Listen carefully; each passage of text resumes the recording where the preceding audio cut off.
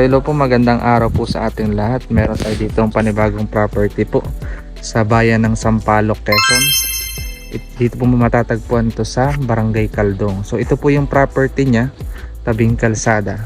So ang sukat po nito ay, pinakasukat nga po nito 18.5 dyan. 18.5 hectares. Oo. Pero ang available lang po ay Ay 15 hectares. 0.5. Sige po, libutin natin. So dito po yung property niya, yung bahaging na ito, yung niyugan na yan.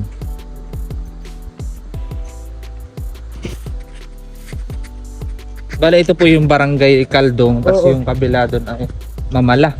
Ay yung Takay ko ang boundary doon sa may Elab Caldong. Ah, yung pong Ay boundary. barangay Takay ko na yun.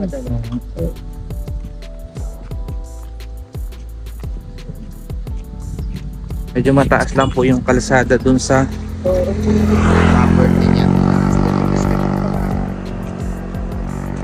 Kasama na yun. Oh, lahat yan. Mga Ang kaboundary preparings nito ay po niyan. Dipan. Deeper. Oo. Accessible naman po ng kuryente, may signal din naman po dito sa area. Yung diretso po dito, Ito may secondary line na secondary line. Ano ng po? Meralco. Yung pwedeng kabitan ng kuryente. Ah, At saka ito may linya rin ng wifi. okay. Yung daan dito po, pag dinire-diretso ko to, anong bayan ang kasunod dito? Ay papunta na ng Luciana. Luciana o Kabinti. Kabinte? Oo, una muna ay Luciana.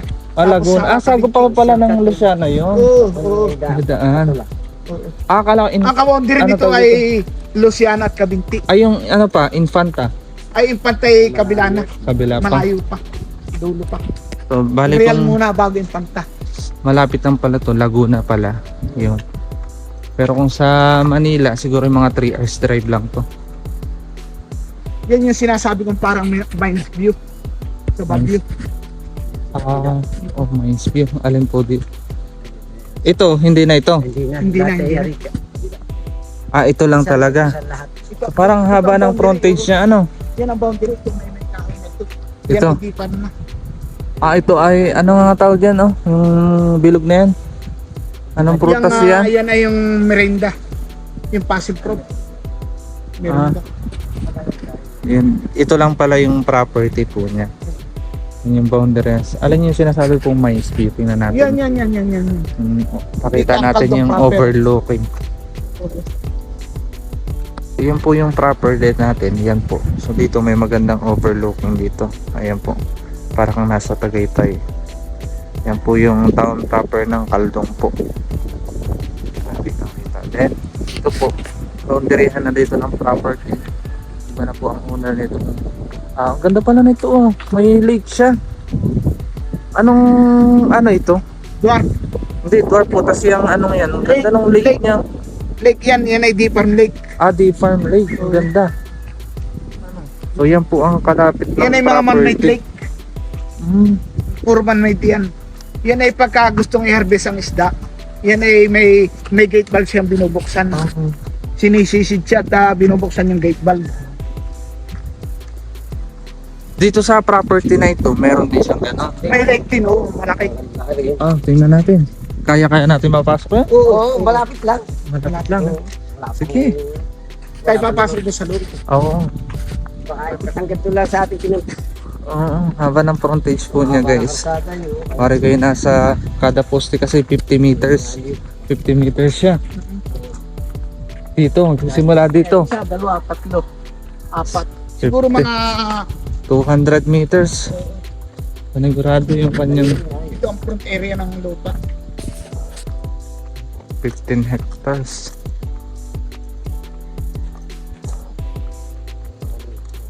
So, ito po yung property niya. Itong kabila, ito may bakod na. Kakasama pa rin itong may bakod. Okay. Ginawa itong halaman Daari kasama na rin. Talagang ano lang, madamo. Pero ayos naman. Hindi, dito lang Magaling na maadam nilinis sa malikis na dito sa may dito. Maganda rin, ano. Pagtayin pati ito, sir. Oo. Wala po. Hindi, walang bangin. Wala ditong dalisdis. Hindi. Talagang pa-slope lang na ganyan, Oh, ingat po. Oo. Buti naka-recover pa kayo. Pasalamat Kaya kayo. doon yung mga may edad na eh. Kaya Ako 60, pa 60 na ako. bunso pa. Oo. Kapasuan ako sa ano makikita. Mga ganun eh. Mhm. Wala naman imposible sa akin. Eh wala problema din. Medyo hawa na din sa mga paligid. Medyo maganda. Hindi nga siya yung malalim na pababa. Ano lang, Kasama pa rin ito. bahagya lang, pa slope. Yan ang boundary. May niyog. Mhm. Yan ay ano ay Pantayo naman. Ang dami pang kakao. Anong kahoy mga kahoy? yung mga ano eh, narayan. Mga Yung nara po yan. ano. Yun, nara yun. Papunta kami ngayon ay dun sa lake nga po ano. Oo. Maganda yung lake nito. Kaya pwede to maging Sa ibig nila. maganda to i-develop. At isa pong advantage nito ay tabing kalsada. Mahaba ang frontage. Hindi na hirapang lumakat sa Oo. kaya napapagawang ano. Eh, di Tsaka hindi siya yung bulusok ang lalim niya. Hindi siya ano lang. Pantayo na ito eh. Tayo sa tutulay ng kantigin. Oh, ingat po. Okay lang po. Hindi pa sila. Kaya pagkalabas niya yung hawan sila.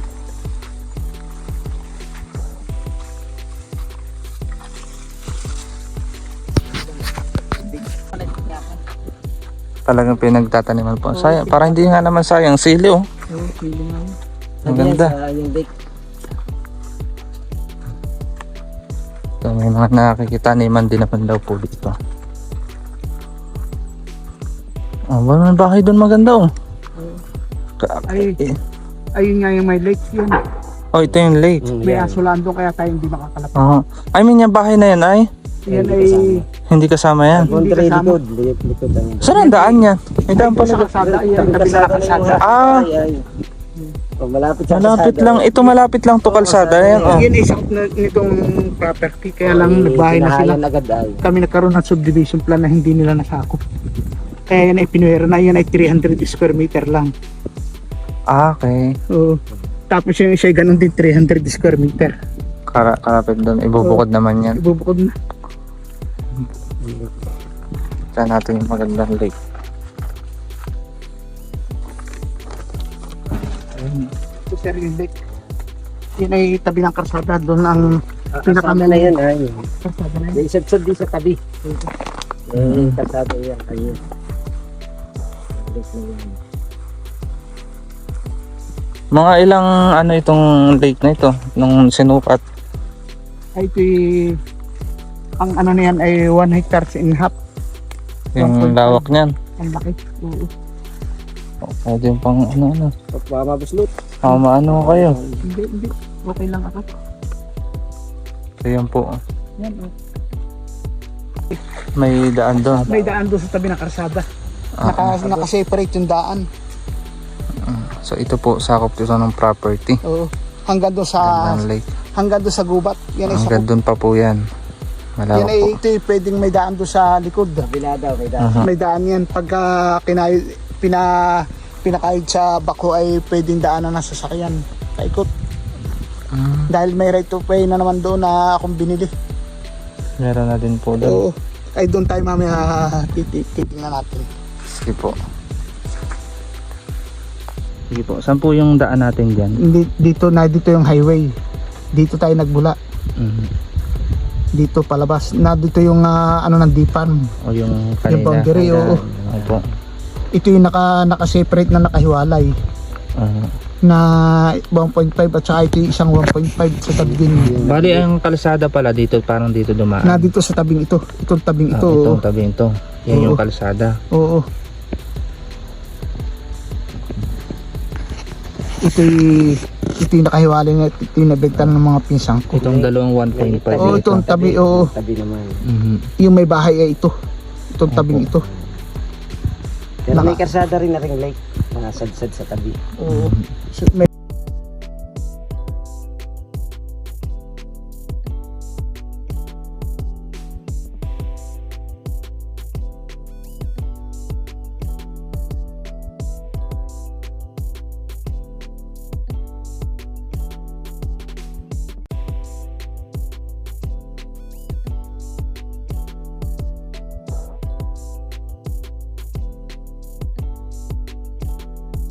Kung nagustuhan niyo po itong property ito, i-message niyo lamang po ako sa aking number.